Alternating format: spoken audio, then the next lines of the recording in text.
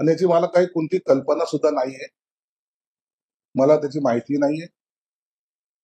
परंतु जर सामाजिक खात्याची जर आवश्यकता नसेल किंवा त्या खात्यामध्ये पैसे खर्च करायचे नसतील, ते खातं बंद केलं तरी चालेल. कशासाठी पाहिजे? सामाजिक न्याय खातं हे सर्व दलित वर्ग, पीडित वर्ग या सर्वांसाठी आहे ते खातं आहे. आणि त्यालाच पहिलाच निधी अपुरा पडतो. आणि याच्यातून निधी वर्ग करता येत नाही हे मी वारंवार सांगतो. कारण की हे तुम्हाला बंधनकारक आहे. याच्यातून तुम्हाला निधी कट करता येत नाही. पण तरीही जर असा निर्णय होत असेल तर त्याची मला कल्पना नाही. परंतु निश्चितच मी या बाबतीमध्ये मुख्यमंत्री साहेबांशी चर्चा करेन. पण या सरळ सरळ परंतु मुख्यमंत्री साहेबांशी जरूर त्यांच्या कानावर या गोष्टी टाकेल की हे असं करणं मला वाटतं कायदेशीर नाहीये. परंतु फायनान्स डिपार्टमेंट आहे ना, ते आपली जी मनमानी चालवतं, त्यांना जे वाटतं ते खरं, ते कायद्यात बसतं असं जे काय दाखवतात दरवेळेला, ते चुकीचं आहे. आणि याला माझा विरोध आहे. सहन करायची एक लिमिट असते, मर्यादा असते. आणि यापेक्षाही जास्त जर तुम्ही करत असाल तर मला तर वाटतं की सरळ सरळ सर्वच निधी एकदा कट करून टाका ना.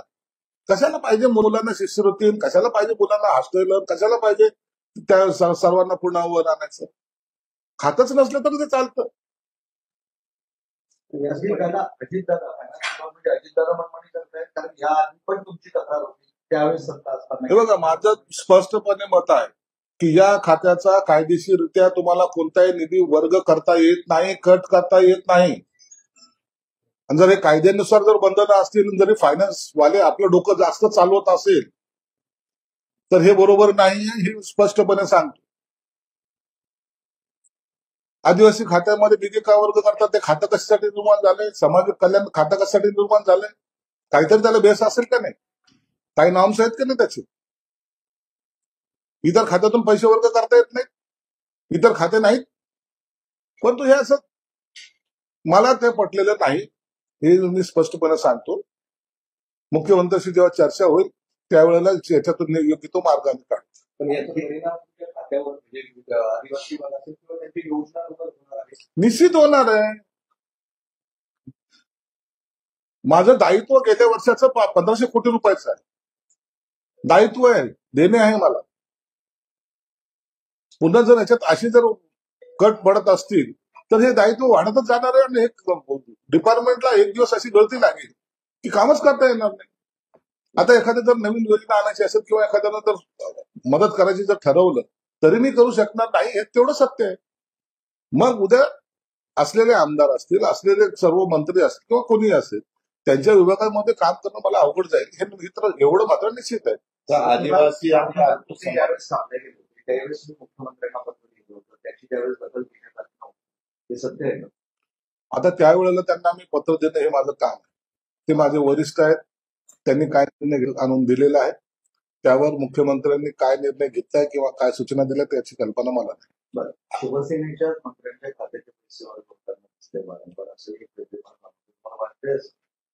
शिवसेनेच्या खात्याचे इतर खात्याचे पैसे वर्ग झाले की नाही मला कल्पना नाही, परंतु सामाजिक न्यायाचे झाले एवढं मात्र निश्चित सत्य आहे. आणि ते सत्य नाकारता येतं. स्पेसिफिक शिवसेनेचे मंत्री त्यांचाच निधी कमी करत असेल असं दिसतंय. आणि याच मुद्द्यावर 2.5 वर्षापूर्वी 3 वर्षापूर्वी तुम्ही त्यांच्यापासून दूर केला होता, अजित पवारांपासून. हे बघा, मी आताही सांगतो, माझ्या खात्याचा कोणताही निधी तुम्हाला इतरत्र वर्ग करता येत नाही. हा नियम आहे, हा कायदा आहे. या नियमाला डावलून फायनान्स मध्ये जे काही महाभाग बसलेले आहेत त्यांना जर आपण जास्त हुशार आहोत असं जर वाटत असेल तर त्यांनी मला ते दाखवलं पाहिजे की आम्हाला हा निधी वर्ग करता येतो, आमचा तो अधिकार आहे, असं जर दाखवलं तर मी त्याची माफी मागेन. परंतु तुम्हाला आपली मनमानी करण्यासाठी कायद्याच्या याच्यामध्ये पळवापळवी करणे किंवा त्याच्यामध्ये इतरार्थ कारण दाखवून आम्हाला वर्ग करता येतो असं जर म्हणत असाल तर ते चुकीचं आहे. स्पष्टपणे सांगतो, ते चुकीचं आहे.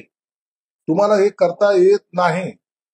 तुम्ही लाडकी बहीण योजनेला पैसे देणं गरजेचं आहे याची कल्पना मलाही आहे, परंतु त्याच्यामध्ये तुम्ही जातीवाद करू शकत नाही.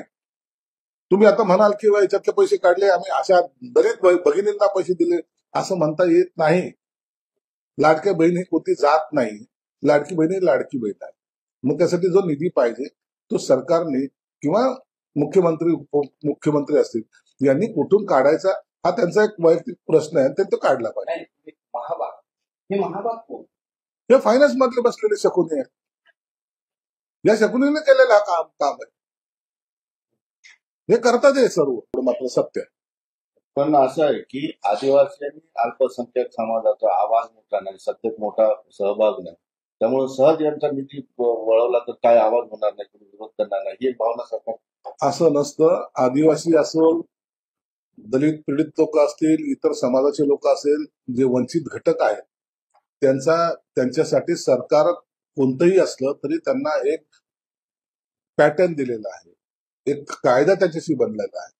आणि मंत्री कोणी असेल किंवा सरकार कोणाचं असेल तरी काही फरक पडत नाही. तेवढा निधी हा त्यांच्या खात्यामध्ये त्यांना द्यावा लागतो आणि त्याच्यानुसार काम करावं लागतं.